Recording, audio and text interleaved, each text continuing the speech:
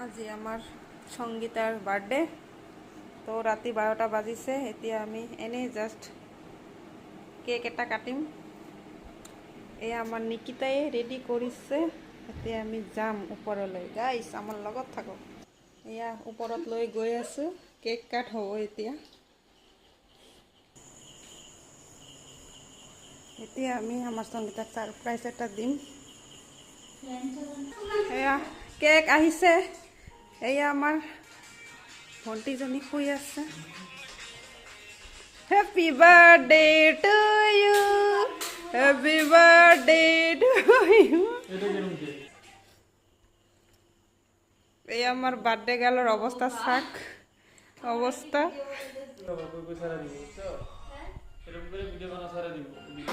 two you happy birthday to U